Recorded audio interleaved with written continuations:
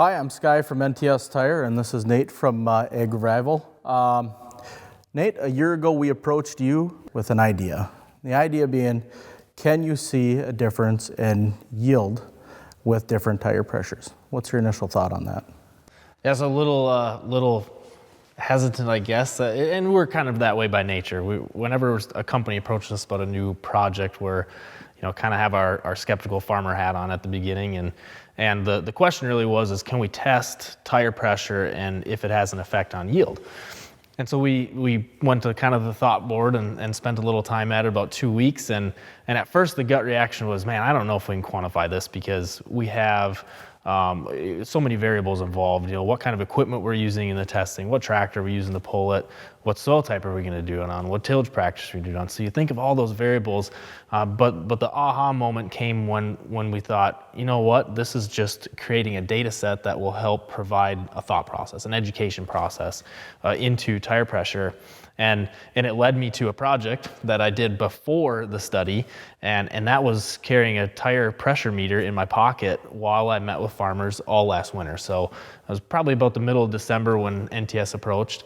Right at the beginning of January, I spent a lot of time with farmers on their farm, talking with them about what their plans are for the next year, and I carried this meter around with me solely to just ask the question. One of the first questions I'd ask is, hey, what PSI is in the tires of that tractor in your shop? And naturally, what does that have to do with anything that we're going to meet about? And I thought, I'm just kind of curious. Do you know what the PSI in your tractor is? And 70% of those that I asked didn't know. They couldn't tell me what the PSI in their tractor tires were. Of that 70%, however, 20% of that 70 said, well, yeah, we know. We have a guy that comes out and he kind of helps us set things up, but I can't tell you what it is. He's going to come out here sometime before planting and make sure everything's all right. And or we got it rode down in the tractor and we check it periodically to make sure we're on track. But the rest of that 70 had just no idea, not an idea. The 30% that were remaining, there was a 10% of that 30. So 10% of the people asked, they knew exactly. They said, we know that when we're planting, that tractor has to be at this PSI. When we're spraying, we're going to be at this PSI. And then when I got my grain cart, I'm going to be at this PSI. And they could rattle through, and they kind of had an understanding of why. But that other 20%, they also knew exactly what was in their tires, and they said, it's what's printed on the tire. I guarantee that's at 35 pounds or 36 pounds. That's what's on the tire. And almost a proud moment of yeah, go check, make sure. So we put it on there, and sure enough, it was.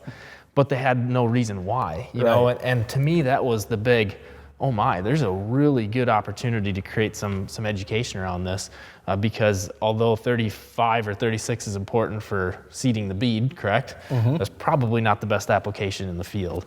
And so we kind of thought, okay, this is a good starting point. This gives us some of those PSI ranges on how we can quantify that study, and the excitement started to build pretty early on with going into this coming year. When I come ask you at your farm operation, do you know what pressure's in that tire? Well, right now, I can tell you that I think I got 18 in the back and I got 21 up front. All right, we're just putting you on the spot because you put a lot of farmers on the spot, so. Yeah, this is true. Actually, I don't know if they're even at 21. I just kept pumping them up because that front blower gets to be awfully heavy sitting on the front of this thing. But So Nate, tell us about the setup of your study. Yeah, so the setup of the study was we used the tractor behind us. So the 7280R, duals on the front, duals on the back with the VF tires.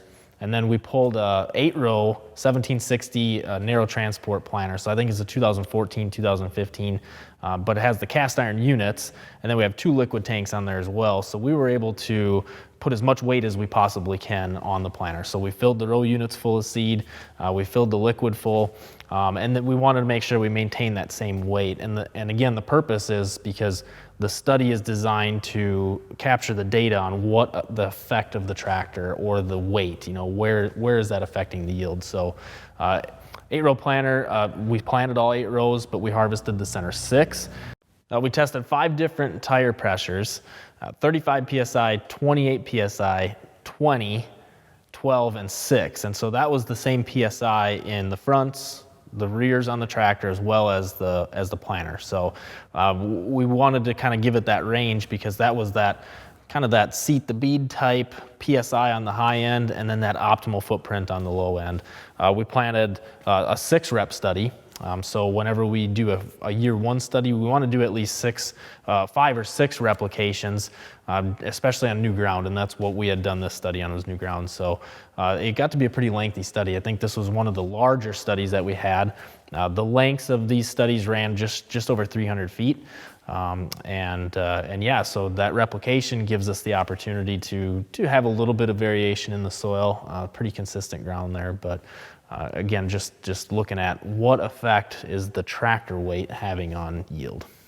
So when you were changing air pressure like that, what sort of footprint differences did you see? Yeah, that's a great question. So one of the things we did to build the foundation of this study, beyond carrying a tire pressure meter around to gather the practicality of the study, was we actually took whiteboards and drove onto them at the 35 PSI and spray painted around it. So we could capture how many square inches was that footprint, and then we dropped it to the 28, the 20, the 12, and all the way down to the 6.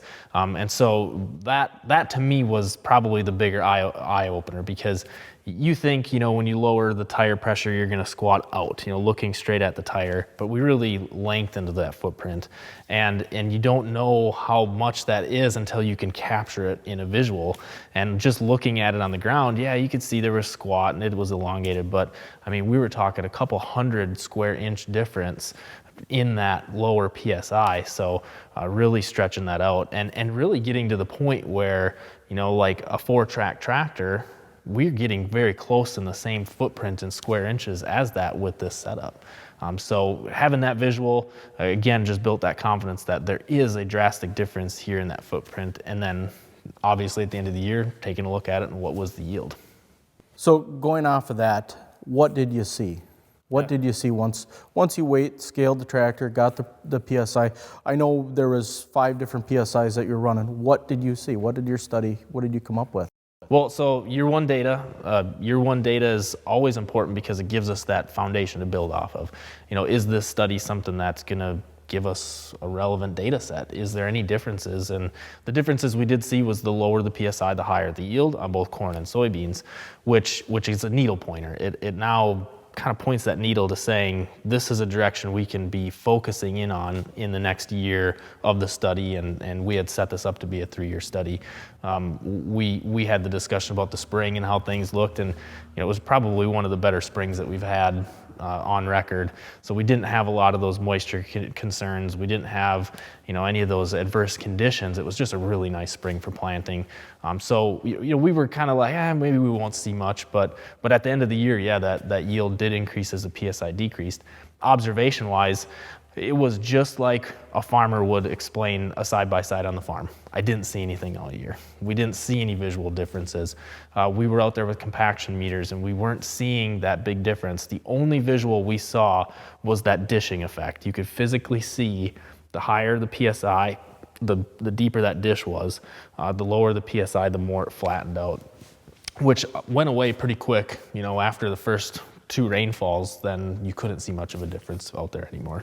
Right, and rainfall wasn't something we had a ton of this year, but what do you think, after seeing what you seen first year on a non-adverse condition year, what do you think you'll see on an adverse condition year? Yeah, so I think where we might see a difference with the different PSIs is maybe more on the soil structure effect that would have. When it's a little wetter out there, it's pulling a little tougher if we're scrubbing, if we're compacting, when you look at the soil aggregation. So I think maybe we'll see more of some of the actual visuals if we had more adverse conditions. The yield wise, I don't know. I mean, stay tuned is what I like to tell farmers is, stay tuned. So again, year one data, it's extremely important because it sets the foundation, but I don't like making drastic decisions off that year one data. It's important to look at this over those adverse conditions. So I hope we don't have adverse conditions for the local farmers, but from a research standpoint, maybe seeing some of that extreme might be a benefit. Right. And then again, that needle pointer, what is that data helping us decide? Is it helping us make any decisions? And really, it's just helping us build an understanding. So this is a planter study. This is a small, 300-foot study. How does this relate to a real world application? How does a guy who's, farming 1,500 acres relate to this study? Yeah. Yeah, I think that's probably going to be one of the bigger questions we get at the end of this 3-year study is, this was done on 300 foot, 6 reps. I think the study covered 3.5 acres, for corn and 3.5 acres on soybeans. So how can I take this information and relate it to my 90-foot planter or my 380 horse tractor that's pulling it? And I think it's pretty simple, and it's in the application of just understanding how much weight you have and then how to optimize that footprint based on that weight. And so, if you had a 24-row center fill planter, you may be at 18 pounds of pressure, or that planter tire might be at 20 pounds, but the reality is it's still better than running that 110 psi in that tire, because that's the worst case scenario. That is worst case scenario. So I think it's just having that thought process of, wow, I can adjust my PSI and have more of a positive impact on the soil and the environment that those plants are growing in, optimizing that ultimate yield at the end of the year. Going off of just, a lot of what we've been talking about so far has just been spring planting and the tractor. Outside of a planter study, do you think that maybe going forward we do some more study with heavier equipment and your application equipment, or getting into more spreaders? Do you think that would have some advantage to study that as well? I mean, think about it. Every piece of equipment that has a tire on it, you have to have an ideal PSI. What's the ideal PSI? How do we optimize that footprint to take care of that pass? Whether it's a grain cart, combine, sprayer. I think a sprayer. I mean, you have 1,600 gallon tanks on some of these sprayers. That's a lot of weight, and they're on these really skinny, narrow tires. What can we do to optimize that footprint to spread that out a little bit? And I also think, from a tillage aspect, we use this tractor to pull a 5-shake ripper. That was our primary tillage on the research farm, and we had that dialed in. I mean, that slip meter was 1 to 3. We just held steady horsepower, better fuel economy, and so from a dollar standpoint, it was making us more money, more than just the compaction aspect, but actually seeing what we could see from how the tractor was performing, and then measuring the footprint. We can optimize a footprint of something with tires to get a similar footprint of maybe what Trax has given us. So going into next year, we're into 2022 here. Are you going to do anything different? So as it pertains to the study, no, we're going to hold true to the study. So again, set up on 8-row data sets. We are going to run on the same exact GPS line. So we did do a fall tillage pass, just like a farmer around here would do. So we ran a V-ripper across it. We'll do a field cultivator pass to prep the seed bed, and then we're going to run on the same exact GPS line with the same PSI that was on that crop prior. So looking at the data, we did both corn and soybeans. We're just simply flopping that data set. So again, it's just hopefully over 3-5 years we can start to see where is the longer term effect. Is the yield going to continue to decrease with those higher PSIs, or is it kind of is the tillage taking care of that, and that yield effect is only from that single pass? So the data is going to get really deep. We're going to be able to really evaluate this in multiple different ways than just here was the application, here was the yield. So yeah, really looking forward to year 2, year 3 with this study. If you had any advice to any farmer right now, what would you say? Well, simple advice now is just look at your PSI. I mean, just have an understanding of what you're running in your tractor, in your sprayer, in your floater. Just have an understanding of what it is and why you're at that PSI. Because there is a way to optimize them with a standard radial, but if you can't find that happy median that's an agronomic sound decision, that's where I think the VF tires or something like an inflation kit comes in, because you turn the focus on what makes us money, right? What makes us money is what our outcome is from our crop. It's not getting that piece of equipment to and from the farm. And so it's really important to think about what's the application method and what's that optimum. Well, Nate, that was some really good information, and we really appreciate you guys doing the study with us. We hope that we can keep doing it here in the future, and anything that you need, we want to be there to help. I mean, we want to be, who you turn to, and anything, just call us. Yeah, thanks for the opportunity. Thanks for approaching us with the project. One of those, fun, really educational opportunities. And I just say for more information, for the data, check out AgRevival.com, download the book. This information, along with many other studies, are in there. So we're here to help and help farmers succeed.